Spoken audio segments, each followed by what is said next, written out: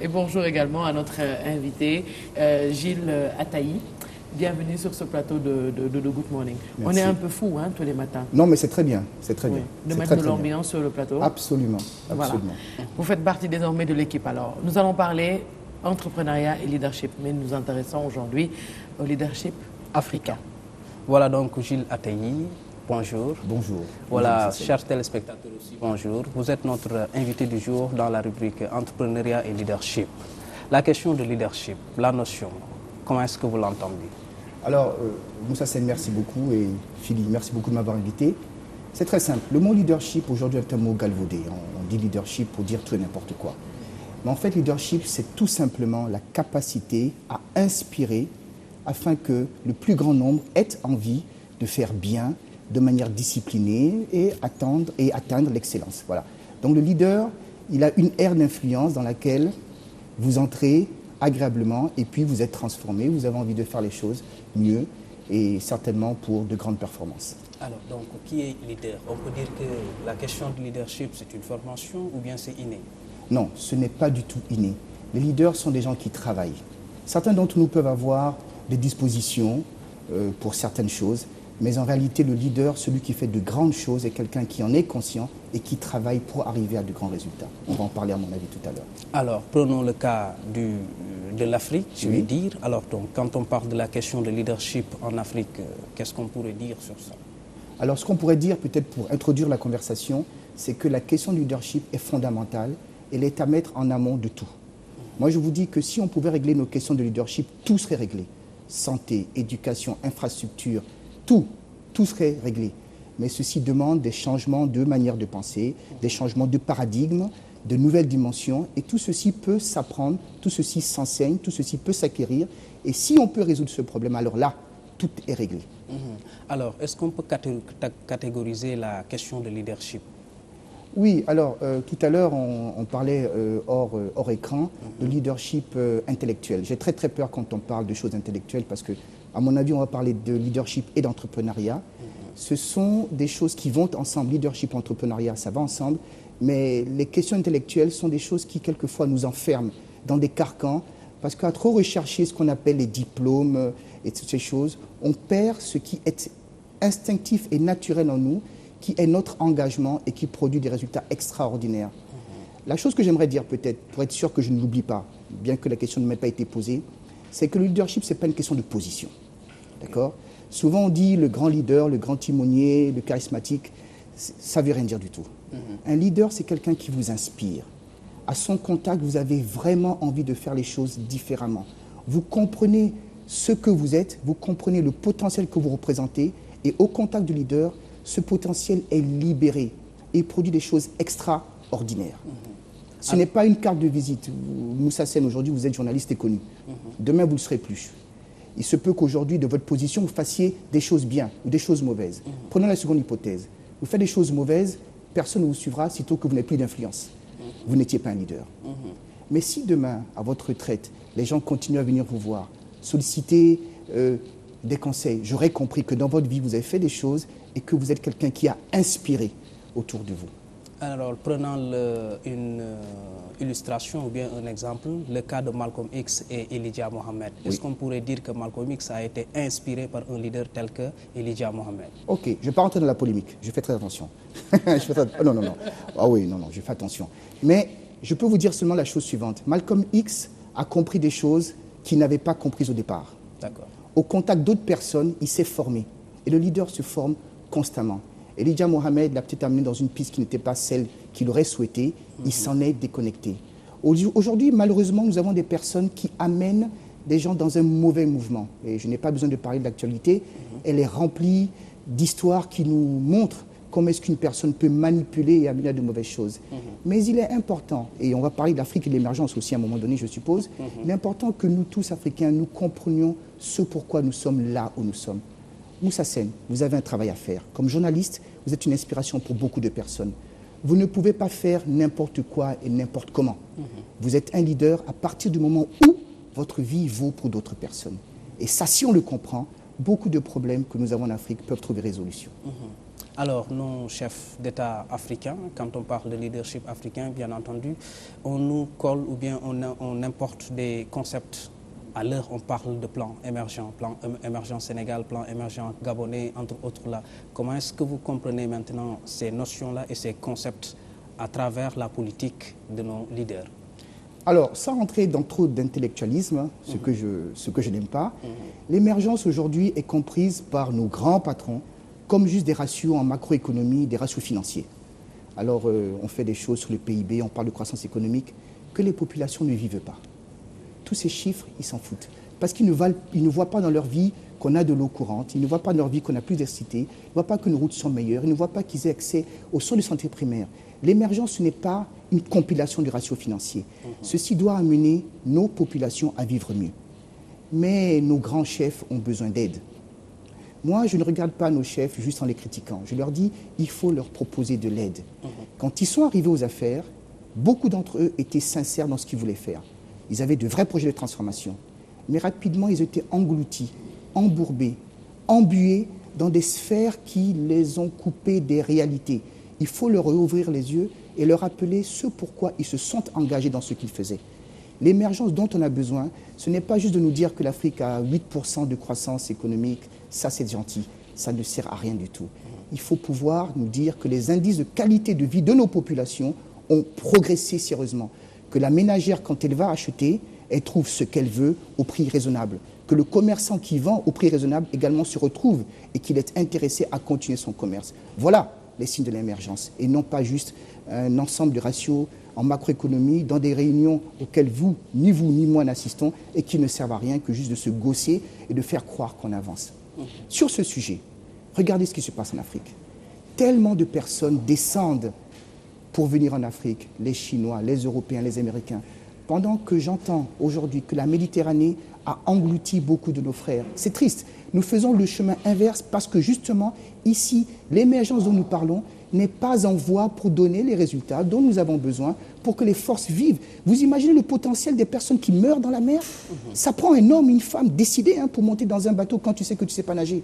Imagine ce potentiel, si on pouvait le transformer pour en faire quelque chose de bien. Voilà ce que l'émergence pourrait nous apporter. Et non pas juste de se mettre dans des salons feutrés et de se gausser à dire qu'on a fait 8% de croissance. Alors donc, à la place, la question d'émergence dont vous dites, c'est un plan. Donc, il y a beaucoup de projets qui sont structurés là-dessus.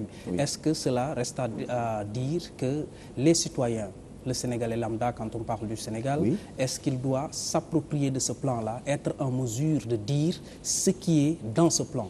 Absolument. Et merci de me rappeler, Moussa Sène. Il est important que les populations achètent, non pas achètent le plan, mais en fassent leur propriété. Il faudrait que l'on puisse descendre de l'arène pour parler aux populations et qu'elles comprennent quel est leur rôle même pour que le Sénégal devienne émergent, pour que la Côte d'Ivoire devienne émergente, pour que le Gabon devienne émergent. Pour que ces réalités soient des réalités, il faudrait que les populations se l'approprient. Donc il faut arrêter juste de parler de grands principes, mais de parler en termes simples pour que les gens comprennent que dois-je faire dans ma vie pour que ce pays devienne ce que je souhaite. Que dois-je faire dans ma vie pour que le continent devienne la place où je veux rester et où je ne vais pas prendre le risque d'aller me faire engloutir par les vagues au large de je ne sais quel pays en Europe, qui d'ailleurs sont des pays dont la croissance n'avance plus. Il faut savoir que c'est des pays qui sont fatigués, qui sont vieux. Le potentiel, il est sur ce continent. Il faut juste que nous y croyions tous et que nous comprenions quelle est notre contribution comme journaliste, comme ce que je fais, comme tout ce que les personnes font pour que l'Afrique devienne véritablement l'endroit où on a envie de rester et de progresser. Oui, notre leadership, moi, Moussa Sène, emboîter le pas. Hein. Alors, moi, j'ai des problèmes avec les concepts de leadership africain, parce que souvent, je me dis que c'est des notions importées ou bien qui nous est imposées même par les gens de l'Occident, qui ne sont là que pour défendre leurs propres intérêts. Hein. Alors, moi, je me dis que lorsqu'on parle de leadership africain, comme disait Thomas Sankara, c'était un leader africain. Il pensait africain, il agissait africain, il nous imposait la manière de faire des Africains. Mais aujourd'hui, quand on parle, par exemple, c'est pas une critique du plan Sénégal émergent, On sait que derrière, il y a des gens qui sont du côté de l'Occident qui nous imposent une certaine manière de faire. Alors, le Sénégalais lambda en général, comme vient de le dire Moussa, n'a pas son mot à dire, il n'est pas consulté d'avance. Alors, c'est des trucs qu'on nous impose et là, on n'est que des subordonnés, des gens qui ne sont là que pour appliquer ou bien suivre les dirigeants. Alors, qu'est-ce que je peux dire dessus? Je redirais d'abord ce que je disais tout à l'heure à M. Sen, M. Diop. C'est que, d'abord, il faudrait que nous ayons propriété de ces plans. Que ce ne soit pas juste des plans qui descendent à nous et qu'on nous dise « fais ceci ». Il faudrait que nous sachions où nous sommes et que nous sachions où nous voulons aller, afin que le plan serve le propos de nous passer du point A au point B. Mais la chance extraordinaire que nous avons, Africains, et je suis triste qu'on ne le comprenne pas, nous avons la chance d'être de ces deux mondes. Nous sommes Africains. Il y a des valeurs africaines qui sont fortes. Aujourd'hui, beaucoup de pays ont perdu ce qu'on appelle le respect, la sagesse, la tradition et le respect même des anciens. Ce n'est pas une tare, c'est quelque chose qu'il faut garder, mais il faut pouvoir évoluer dans le monde business dans lequel nous sommes, qui veut dire il faut travailler à l'heure, il faut travailler pour la performance, il faut comprendre que la récompense n'est jamais que fonction de la performance qu'on a donnée. Si on n'est pas juste à penser comme les modèles occidentaux, mais qu'on y va avec les pieds fortement souchés dans nos traditions et dans nos valeurs africaines dont nous ne devons pas avoir honte, eh bien nous pouvons produire ce calibre inimitable, inatteignable, redoutablement efficace de leaders dont nous avons besoin pour pouvoir y arriver. Mais cela demande que nous fassions un effort pour descendre nos populations et leur expliquer ce qu'est le propos de ce que nous faisons. Souvent, vous entendez dire que tel président ou tel candidat à la présidentielle d'un tel pays est propulsé par un groupe, un lobby qui est du côté de l'Occident, donc forcément il va passer. Alors, qu'en est-il vraiment des Africains qui ont cette volonté ou bien ce choix de porter leur voix au niveau de l'Afrique ou bien de choisir le leader qu'ils pensent qu'il pourra vraiment diriger ce pays-là? Alors, ce n'est pas une question qu'on va pouvoir résoudre en 2-3 minutes.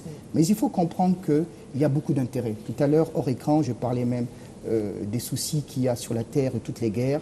Il faut savoir que les guerres sont fomentées par également les fabricants d'armes. Bon, oui, il faut le savoir. Comment est-ce que nous avons dans certains pays des rébellions cachées où l'armée nationale, l'armée républicaine ne peut pas arriver, tandis que les armes air trouvent le terrain pour pouvoir y arriver? Il faut se poser un peu les questions. C'est qu'il y a beaucoup de connivence et de choses comme ça. Moi, je le redis, les questions de leadership sont fondamentales. Si nous pouvions retrouver une masse critique de personnes qui ont un minimum d'intégrité, qui ont le courage et le caractère de pouvoir exprimer, de faire ce qu'il faut, qui ont une vision saine et claire pour leur population, qui savent communiquer, qui sont compétents dans ce qu'ils font et qui travaillent pour le maximum de personnes, alors il est vrai, on peut s'en sortir. Moi, je le suis convaincu parce que quand je pense aux richesses que nous avons, je ne parle même pas du sol et du sous-sol que nous avons en Afrique, mais quand je parle à la jeunesse, quand je pense à la jeunesse que nous avons, cette force dynamique que nous avons, plus de 60% de nos populations ont moins de 20 ans sur tout ce continent, tandis que les autres pays sont vieux, fatigués. Aujourd'hui, on essaie même au Japon de stimuler la naissance de plusieurs enfants parce que les populations sont de 50, 70, 80 ans. Ça, c'est fini. Il faudrait également que nos pays soient dirigés, je ne parle pas forcément de la fonction suprême, mais soient dirigés et inspirés par les jeunesses. Aujourd'hui, il faudrait que notre développement soit basé sur les nouvelles technologies, qui d'ailleurs ne sont même plus nouvelles. Il faudrait que nous comprenions Internet. Il faudrait que dans tous nos pays, la 3G soit là. La 3G n'est plus un luxe. C'est un luxe pour nous. Hein. Ce n'est pas un luxe. Ce n'est pas un luxe. C'est insupportable pour moi. Je vais parler de moi 2 secondes. C'est insupportable pour moi de me retrouver quelque part, de ne pas avoir accès à tous mes mails en temps réel.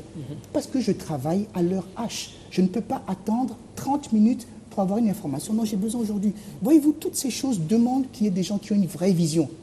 Et à ce moment-là, quand tu as une vraie vision, toutes ces chimères qui sont à côté, toutes ces tentations qui existent dans le monde et que l'on sait créer, tu ne les regarderas pas parce que tu regarderas devant toi vers quelque chose de plus grand. Tu verras quelque chose de plus grand que ta petite personne Parce que nous sommes tous petits individuellement. Fifi, tu es d'accord avec moi? Vous êtes d'accord avec moi? Nous sommes tous petits, voilà. Nous sommes tout petits, mais, plus grand. Mais ensemble, on est immense.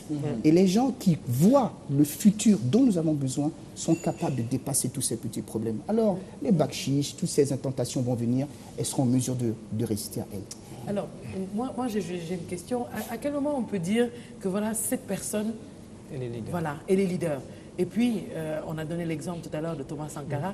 Peut-on dire également pour nous, les présidents africains, est-ce qu'ils sont des leaders? Ah, c'est une question grave, mais je vais y répondre. Non, mais c'est même pas difficile en fait. Thomas Sankara est un excellent leader, est un leader incontestable. Pourquoi? Parce qu'il a inspiré beaucoup de gens. Point final. Mais est-ce qu'il y a des personnes qui le suivent en ce moment? Absolument. Je ne peux pas croire une seconde que ce qui s'est passé au Burkina Faso n'est pas quelque part l'inspiration de l'esprit de M. Sankara. Je dis bien M. Sankara. Thomas Sankara a inspiré beaucoup de gens, dont moi-même. Mais dans le bon sens. Dans le bon sens, absolument, dans le bon sens. C'est un leader. Beaucoup de nos chefs ont perdu, arrivé aux affaires, l'essence même de ce qui les a menés. Beaucoup ont été votés parce qu'ils nous inspiraient. Mais les réalités des affaires les ont aspirés et leur ont fait oublier ce pourquoi ils sont engagés. Et c'est pour ça que je dis que ce sont des personnes qui ont besoin de plus d'aides que de critiques. Ils ont besoin d'être aidés. Il faut les aider. Il faut leur apporter le soutien dont ils ont besoin. Quand ils se sont engagés, ils parlaient comme vous et moi. Qu'est-ce qui s'est passé entre-temps? Qu'est-ce qui s'est passé? Ils sont entourés de personnes peut-être qui mettent plus de beurre. Voilà. Et ce sont ces barrières-là qui ont créé le disconnect, on va dire, entre la réalité pour laquelle ils sont venus et le comportement, l'attitude, les habitudes qu'ils ont acquises malheureusement avec l'exercice du pouvoir. Justement, Samba. Oui, parce qu'on parle souvent depuis tout à l'heure de Thomas Sankara comme un leader incontesté, personne ne le nie. On parle également du développement de l'Afrique par les Africains, par les fils africains. Est-ce qu'il y a-t-il pas lieu de faire en sorte que l'Afrique puisse avoir d'autres Thomas Sankara pour booster le développement de l'Afrique? Alors, je suis Gilles Attali, comme on l'a dit tout à l'heure. Il y a 7 ans, après avoir travaillé pendant 22 ans dans le monde corporé, j'ai travaillé pour des grandes multinationales en Afrique et en Europe, j'ai décidé d'aller m'installer en Afrique du Sud. Je pouvais avoir accès à toute la technologie dont j'ai besoin et j'ai commencé avec beaucoup d'amis, dont notamment mon ami qui est derrière la caméra là-bas, Ibrahima Diagne. Nous avons commencé quelque chose, je crois, d'extraordinaire, avec des vrais programmes de transformation pour créer cette nouvelle race du leader dont nous avons besoin. Aujourd'hui, nous travaillons beaucoup avec le secteur privé, parce qu'ils comprennent que ça produit la performance, mais nous commençons à travailler également avec le secteur public, parce que de plus en plus, on comprend que ce qui était une niche avant est un vrai segment d'activité. Si nous transformons les personnes, si nous amenons à penser différemment, alors il est possible de produire d'autres Thomas Sankara, mais également de comprendre des erreurs qu'il a pu faire. Parce que Thomas Sankara aurait pu avoir une plus longue vie, aurait pu gérer le Burkina Faso plus loin s'il n'avait pas commis 2 ou 3 erreurs fatales. S'il se réveillait aujourd'hui, il y a des choses qu'il aurait faites différemment. Alors, il faut apprendre aux gens les qualités qu'il avait, mais également à ne pas tomber dans les travers que malheureusement, il a manifesté trop ouvertement et ce qui l'a amené à la fin triste que nous connaissons. Alors, abondant dans ce même contexte, est-ce qu'il est possible à l'heure de faire une refondation de l'État africain avec la nouvelle génération de leaders? C'est ce à quoi je travaille en tout cas. J'y crois. Pas moi seul, beaucoup de gens. Nous sommes ensemble et nous travaillons sur des choses qui sont fondamentales. Il faut d'abord commencer à croire que le monde nouveau est déjà là. On ne peut plus mettre à la porte ou mettre à côté les petites gens qui ont 25, 30, 35 ans. Non, il faut les associer à ce que nous faisons. C'est eux l'avenir. On ne peut pas juste penser avec des carcans de personnes qui ont... Je respecte l'âge, hein, j'en ai 50 moi-même, hein, donc nous sommes encore des gens. Mais il ne faut pas juste travailler avec des 60, des 70, des 80 ans. C'est inadmissible d'avoir des pays gouvernés par des gens qui ont dépassé cet âge-là et qui ne sont pas au moins entourés du sang neuf dont nous avons besoin. Parce qu'ils vivent dans des paradigmes anciens et incomplets. Ils ne peuvent pas comprendre la dynamique du monde qui arrive. Donc, à bon entendeur. Ouais. Alors, l'Afrique également, c'est également ces fils qui se sont un peu éparpillés à travers le monde entier. Hein. On a des médecins un peu partout à travers, disons, les pays dits émergents. Maintenant, comment l'Afrique peut faire en sorte que ces fils puissent revenir au bercail, travailler son développement? Monsieur Ba, je vais vous dire, il n'y a aucun Africain qui soit à l'extérieur qui n'ait pas envie de rentrer au pays. Il n'y en a pas un seul. Je vais en France, je parle en Belgique, je parle dans tous ces pays européens, je rencontre la diaspora. Eux tous me disent, et ils ne peuvent pas me mentir collectivement, Ils veulent tous revenir au pays. Et pourquoi ils ne reviennent pas? Mais il y a beaucoup de choses qui les empêchent de revenir. Parce qu'ils ont entre-temps gagné la liberté d'expression. Ils ne veulent pas venir dans un endroit où on ne peut plus s'exprimer. Moi, je suis africain, je reste en Afrique. Je parle comme ça. Mais bon, il m'arrivera ce qui m'arrivera. Mais je parle et je dis ce que je pense. Mais pas de manière critique, mais de manière pour pouvoir aider. Ces gens veulent rentrer, ils ont des compétences. Les hôpitaux de France sont remplis de médecins africains, valables. Vous allez dans la salle d'attente d'un médecin africain, vous voyez une queue de gens. Mais ils ne sont pas là parce que le gars est black. Il est là parce que le gars est compétent. Pourquoi ce médecin ne viendrait pas au pays? Mais il faudrait qu'il puisse travailler avec des instruments pour soigner les gens et sauver des vies. Il ne vous dit même pas, je ne veux pas rentrer en politique, mais il vous dit, je voudrais que dans les hôpitaux, il y ait tout ce qu'il faut pour que j'exerce mon art. J'ai été à l'école pendant 10 ans, j'ai fait 12 ans, je suis chirurgien, mais je voudrais pouvoir travailler quelque part où il y a des seringues, où il y a du coton, où il y a de l'alcool, où il y a de l'éther, il y a des choses fondamentales. Mais je ne peux pas travailler et exercer mon... Mais c'est ça qu'il faut régler. Il n'y a pas un Africain, M. Ba, qui soit en Europe, qui n'ait pas envie de revenir en Afrique. Ils sont tous là. Il faut juste créer maintenant les conditions pour qu'ils reviennent. On a besoin d'eux pour se développer. C'est pas demain la veille. Ah si, ça va arriver. Non, ça va arriver. Je suis un afro-optimiste. Je continue à croire qu'en poussant, on va finir par crever cet abcès. On va y arriver. Et ce jour, je le verrai avant de partir. Inch'Allah. Inch'Allah. Alors donc, nous allons juste, si on a quelques minutes encore. Oui, une minute. Voilà, donc aborder juste la question de l'entrepreneuriat. Oui. Est-ce que vous pensez aussi, du point de vue leadership entrepreneurial, l'Afrique a quelque chose à montrer? Alors d'abord, l'entrepreneuriat, c'est la solution. On ne peut pas tous aller s'engouffrer dans la fonction publique. Ça ne sera rien du tout. On a plus de fonctionnaires dont nous avons besoin. Il faut que maintenant, on ne forme plus les gens à devenir des demandeurs d'emploi, mais des créateurs d'emploi. L'entreprise, l'entrepreneuriat, c'est la solution du développement. OK. Malheureusement, peu de moyens sont mis au service de l'entrepreneur. L'entrepreneur a une idée brillante. Soit elle se la fait voler par quelqu'un dans la banque ou par quelqu'un de haut placé. C'est un drame. Soit on ne lui donne pas l'accès au crédit dont il a besoin. Le temps de l'entrepreneuriat est une horloge qui est différente que du temps de l'administration. Les opportunités existent, il faut les saisir tout de suite. L'entrepreneuriat demande des gens, des leaders. Et 3 conditions, je fais très très court, je vous promets. Il faut être passionné par ce qu'on fait.